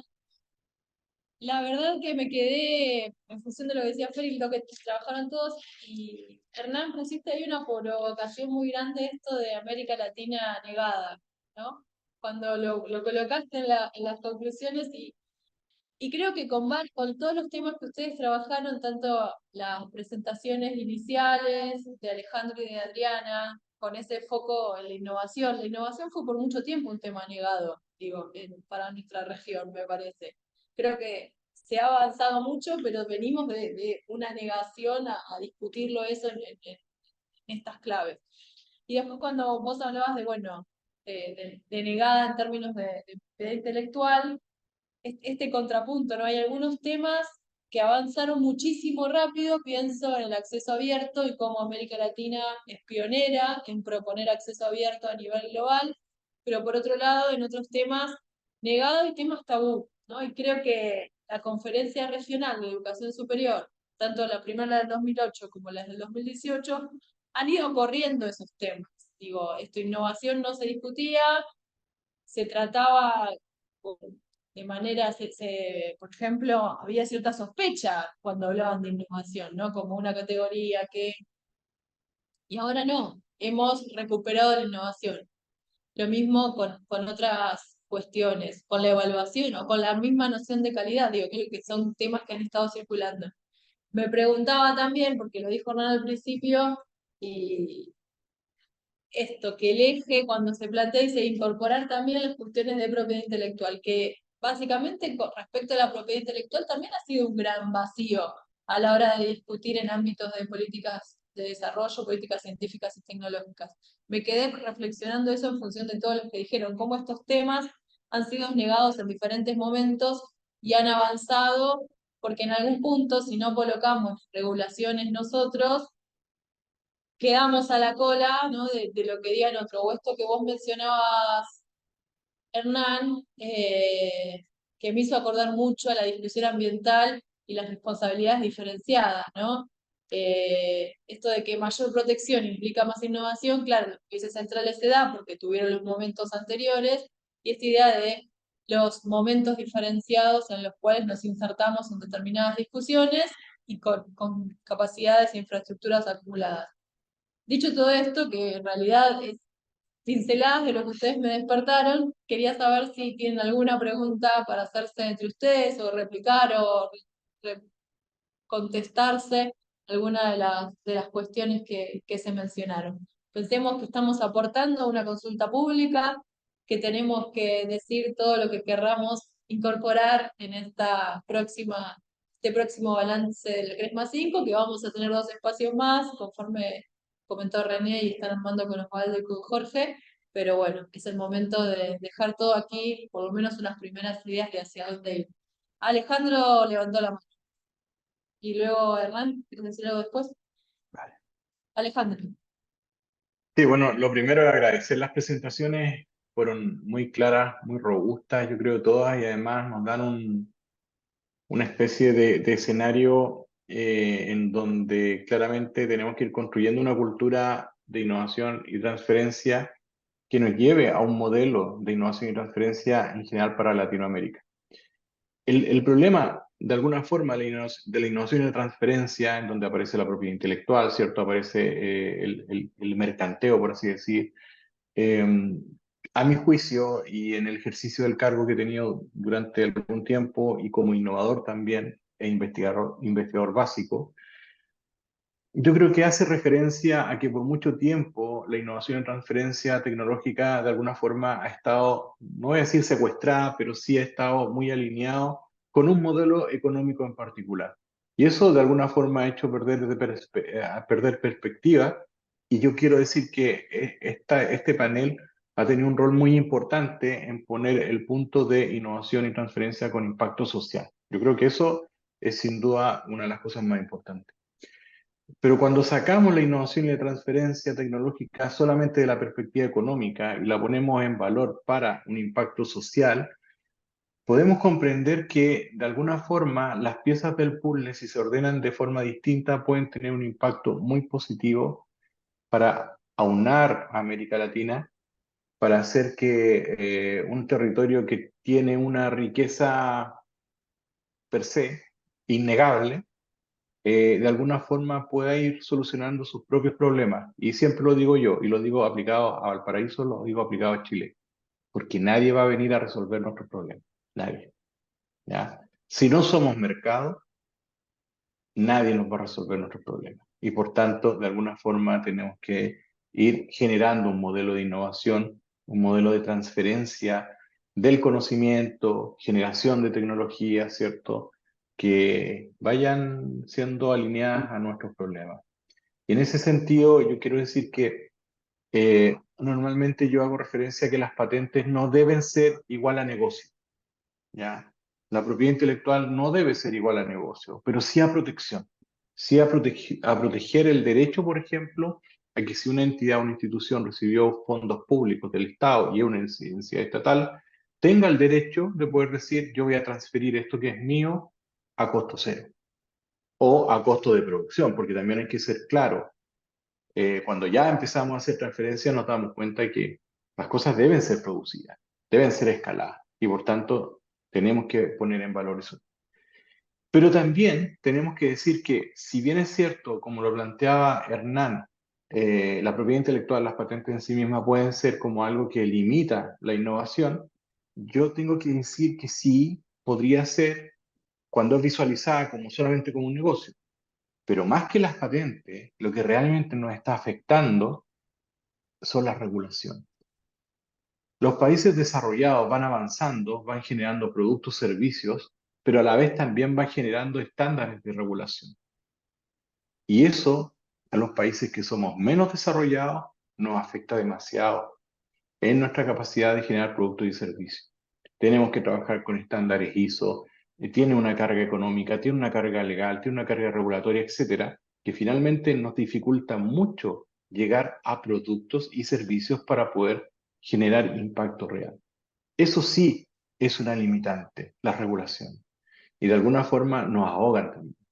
Y desde ese punto de vista, no estoy en desacuerdo con las regulaciones, creo que son necesarias, pero también es importante que en términos de todos los acuerdos que estamos firmando, ¿cierto? En general, todos los países de Latinoamérica, también tengamos la capacidad de poner en visualización aspectos que tienen que ver cómo nosotros desarrollamos productos y servicios para resolver nuestros propios problemas y cómo de alguna forma vemos lo que son los modelos para generar innovación con impacto social, pero también cómo vemos la regulación y el escalado como un punto fundamental en que podamos ir resolviendo nuestros problemas. Eso. Gracias, Alejandro. Hernán, ¿vos querías hacer un comentario? También tenemos acá a Catarina con otra pregunta en el público. Bueno, más que un comentario, era una pregunta, ¿no? Sobre todo para Alejandro y Adriana. Bueno, y si es que Fernando también tiene experiencia, también sería para él. Un poco retomando esta idea que yo manejaba de que la propiedad intelectual tiene que ser una herramienta, un medio para conseguir un fin. En ese sentido, yo siempre trato de preguntarme cuál es el uso que se le está dando a las modalidades de propiedad intelectual, ¿no? En su momento, cuando trabajé en el Ministerio de Ciencia, Tecnología e Innovación en el Ecuador, ¿no? O luego cuando he trabajado en otros espacios similares, un poco lo que buscábamos era eso, ¿no? Saber qué están haciendo los titulares de las modalidades de propiedad intelectual, los titulares del sistema de ciencia, tecnología e innovación, ¿no? Concretamente las universidades, ¿qué están haciendo con esas protecciones, ¿no? Con esas modalidades que han sido desarrolladas dentro de su seno?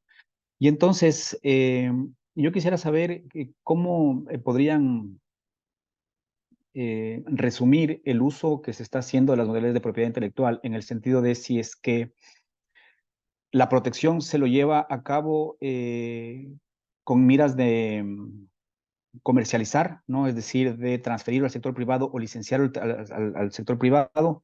Si se lo lleva a cabo independientemente de eso, también con la posibilidad de otorgar licencias gratuitas, ¿no? A otros entes del sistema de tecnología, de ciencia, tecnología e innovación. O si es que a veces pasa mucho en las universidades, sirve sobre todo para un tipo de escalafón o acreditación, sea del investigador o del propio centro de la universidad, pero no tiene mayor aplicación práctica, ¿no? Eso por un lado. Y por otro lado, ¿cómo financian y de ser el caso licencian las solicitudes de patente que se han solicitado a través del sistema PCT, si es que la tienen, ¿no? Obviamente. Gracias, Hernán. Cojo una pregunta más y si pueden dar. No es una pregunta específicamente, pero sí es algo que me queda bastante en la cabeza con esta idea del sentido público, ¿no? Por ahí me adelanto un poco más y retomo algo que también estuvo en otras mesas, que es la cuestión de la divulgación. ¿Cómo hacer para que esta transferencia no sea solamente académica y que este acceso a los datos sea accesible realmente, ¿no? Porque una cosa es que estén, decimos nosotros, de libre acceso, pero en realidad es que están disponibles en un lado para consultarlos, pero si uno no conoce esa fuente para ir a consultarlos, no sabe que están, o si no conoce las maneras para acceder a esa información, es una información que no es accesible, está disponible, pero no es accesible. Entonces, a mí me queda como justamente uno de los desafíos poder pensar esa cuestión, ¿no? De cómo difundir estos conocimientos, tanto académicos, de esto que hablabas vos sobre, bueno, tener disponibles las tesis, la producción científica, pero también lo que decía Hernán, ¿no? De que la propiedad intelectual está en todas partes y convivimos con ella constantemente, pero cómo hacer llegar ese conocimiento a un público no académico, no especializado, ¿no? Como, obviamente, ¿no? Eso, cómo hacer más accesible esa información. Es como un desafío que me queda pendiente, que algo se estuvo hablando antes en otras mesas, pero nada, sé que no hay una respuesta, pero lo quería dar así de una reflexión. Bien. Bueno, ¿quién quiere coger el guante, ver la respuesta? Yo arranco con Dale. nuestra segunda, por la última. Claro, muy buena la pregunta. No escuché en su totalidad todo, pero igual voy a arrancar acá por la respuesta de la compañera. A ver, respecto a, coincido, como vos decís, una cosa es que esté disponible o que esté en acceso abierto distintas producciones de investigación, inclusive los datos, sin lugar a dudas, para, para que esté accesible y para que sea entendible, primero por otros investigadores o por la propia ciudadanía, sin lugar a dudas, hay un trabajo previo que tiene que ver con la normalización, que tiene que ver con, en el caso de los datos, la documentación que acompaña esos datos, o en el caso de los software que se producen también esa documentación. Eso por un lado en términos como más normativos, semánticos, por decirlo. Después, sin lugar a dudas, el rol de la divulgación depende mucho, digo, viene siendo un foco del Ministerio de Ciencia y Tecnología, viene habiendo diplomaturas en comunicación pública de la ciencia, o sea, viene habiendo un rol del divulgador científico que se viene estimulando, digo, siempre Nora Barr es nuestra referente así nacional, pero sin lugar a dudas es una necesidad. Viene habiendo una política por parte del Ministerio de Ciencia y Tecnología de estimular ese rol y también viene habiendo distintos programas o campamentos científicos o en su momento las charlas TED para buscando vocaciones y comentando que, no sé, qué hacía un químico, qué hacía un físico. Tiene también que ver con el divulgar la profesión y los oficios, ir haciendo cada vez más accesible ese conocimiento. Sí, digamos, más allá de la política que hay a nivel nacional, después las universidades ejercen de distintas maneras esa función. No hay una política nacional, depende mucho de cada gestión universitaria, de cuánto lo hagan o lo apropien. Digo, los espacios en estos tiempos de divulgación, sobre todo de pandemia para acá, aparecieron muchas otras formas de divulgar, desde los podcasts, desde las infografías o los pósteres, o sea, o proyectos educativos, por ejemplo, distintos museos de ciencia que hay un acompañamiento a la visita guiada y una explicación, o proyectos como El gato y la caja, digo, hay proyectos así que viene siendo una necesidad de los jóvenes investigadores, de los jóvenes científicos, de bajar lo que se hace en un laboratorio y ponerlo en conversación con la ciudadanía, digo, desde libros que habían sacado respecto a drogas, ¿no? Digo, está mal consumir drogas, digo, el volver a preguntas desde el sentido común, pero desde un abordaje científico ese tipo de estrategias me parece fundamental, que obviamente a nivel de universidades nacionales o de centros es muy, no hay algo fijo, o sea, exactamente, es muy variado y muy inexplorado. Alejandro, la pregunta de, bueno, ambos, tanto de Caterina como de José Hernán. Sí, bueno, si me permiten y no hay una compañera que esté antes que yo, Nadia, no sé, si no, ok. No, Bueno, gracias. ok, Nadia. Adelante. Bueno, con respecto a las preguntas que plantea Hernán en relación a las patentes y el impacto en el sistema educativo, y lo digo a nivel nacional en Chile, y específicamente en las universidades estatales y en mi universidad, yo te puedo decir que en general el sistema de innovación basado, digamos, y relacionado con la propiedad intelectual es relativamente nuevo, o sea, no lleva más de 15, 20 años. Por tanto, está en una evolución positiva, avanzando. Efectivamente, hay indicadores asociados en todo el sistema universitario chileno que tienen que ver con número de solicitudes, patentes otorgadas, licencias transferidas. Eso está de alguna forma establecido. Y en el caso de las universidades estatales, también existe una ley de universidades estatales que hace referencia a la propiedad intelectual y también a lo que se genera en términos de ponerlo a disposición de toda la comunidad, toda la sociedad. Eso está escrito por ley.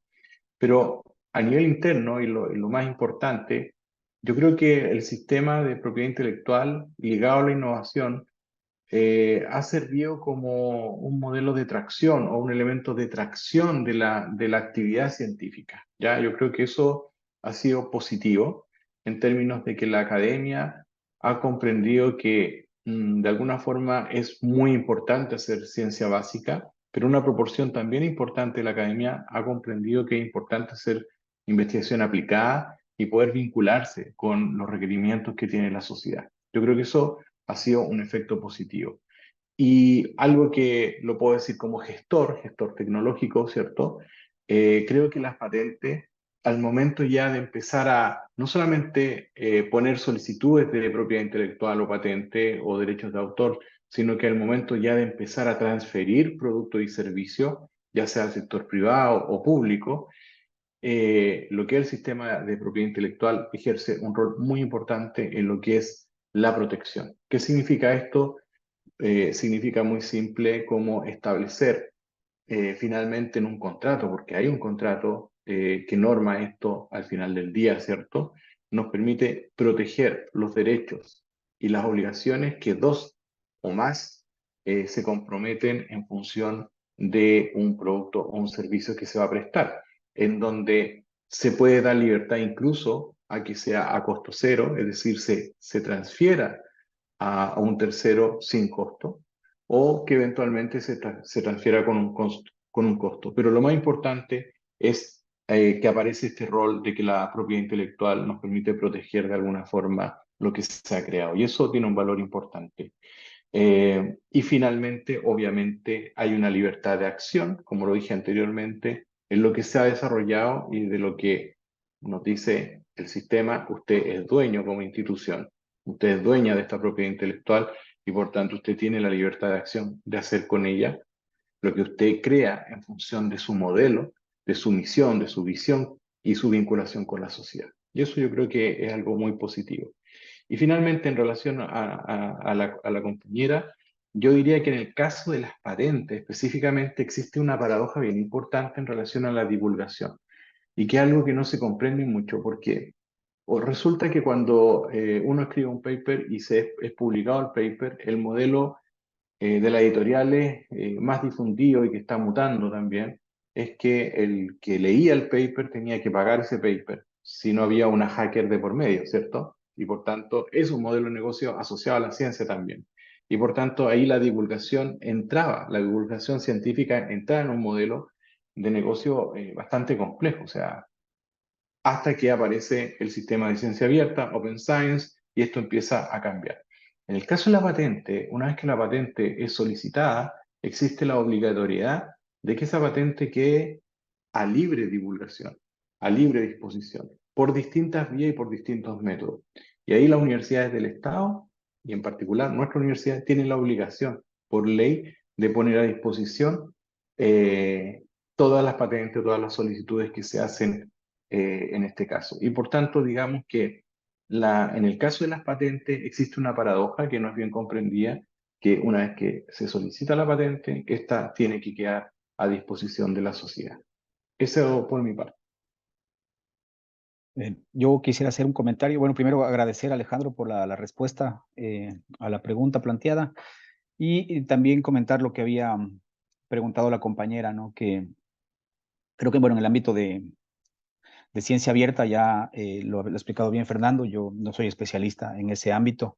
Más bien comentarlo desde el punto de vista de la propiedad intelectual, ¿no? Y un poco en la línea de lo que decía Alejandro. Creo que existen tres formas, ¿no? A través, o mejor dicho, utilizando el sistema de propiedad intelectual, de difundir el conocimiento, ¿no? La primera es cuando el propio titular decide protegerlo de una forma en la que no se reserva para sí todos los derechos exclusivos, ¿no? Porque el propio titular puede otorgar voluntariamente licencias abiertas, ¿no?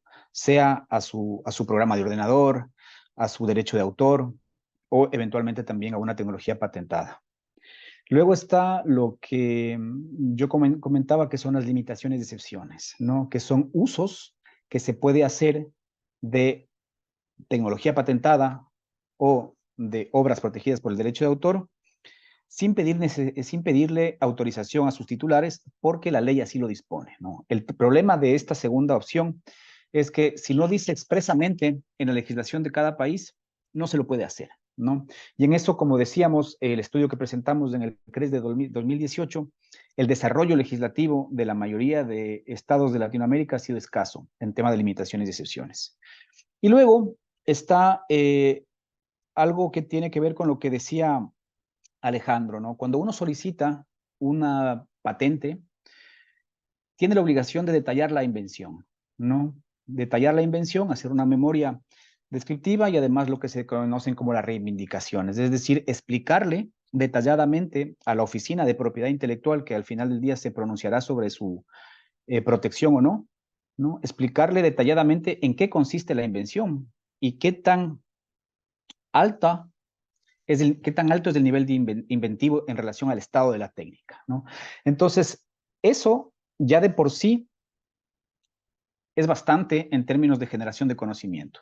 Luego, esa solicitud se publica, ¿no? Y se publica normalmente en boletines oficiales que son de libre acceso, ¿no? En algunos países se llama boletín, en otros se llama gaceta, tienen distintos nombres, ¿no? Pero son libros, revistas, boletines que son de libre acceso para cualquier persona, ¿no? Que cualquier persona lo puede consultar. Y ahí puede tener acceso a, en un primer momento, a la materia patentable. Luego, existe otra cosa que es muy importante y que se hace poco uso, ¿no? De hecho, yo creo que, al menos yo, el único país de Latinoamérica que conocí en su momento que lo hacía, bueno, dos en realidad, Brasil y Chile, no sé si lo sigan haciendo, ¿no? Que son estos boletines de divulgación tecnológica de todas las patentes que han pasado al dominio público, ¿no? Porque ahí también hay una información importante de tecnología que además ya no tiene ningún derecho ningún derecho de exclusividad porque la patente ha vencido, ¿no? Sin embargo, respecto a este último tema, ¿no? Esta última opción, hay que tomar en cuenta que el lenguaje científico a veces es muy distante del lenguaje de la solicitud de patente, ¿no? Hay todo un know-how para rellenar las solicitudes de patente. Y entonces yo creo que ahí es importante una acción de política pública entre las oficinas de propiedad intelectual y los ministerios de Ciencia, Tecnología e Innovación para acercar, ¿no? O traducir, pongámoslo entre comillas, toda esa tecnología que consta en los documentos de patentes a un lenguaje que sea más próximo a las actividades, o mejor dicho, a los agentes, a los actores de la ciencia, la tecnología y la innovación, ¿no? Yo creo que eso es algo que podría ser de mucha utilidad, ¿no? Aunque, aún así, el simple hecho de acceder, ¿no? A la publicación de la patente, ¿no? O al boletín eventual que se pueda hacer con las patentes ya vencidas, creo que también ya puede, dependiendo del campo tecnológico, ya puede ayudar bastante, ¿no? Eso nada más. Nada más. Laguna, completísimo.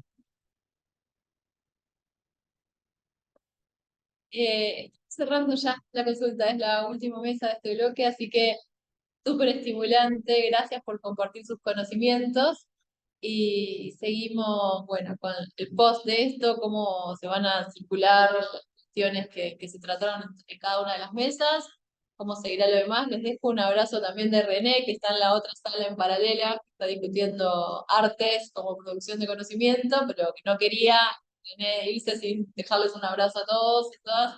Me dijo que le saque una foto Hernán para mandarte. Bueno, muchas gracias. La verdad, hemos aprendido muchísimo.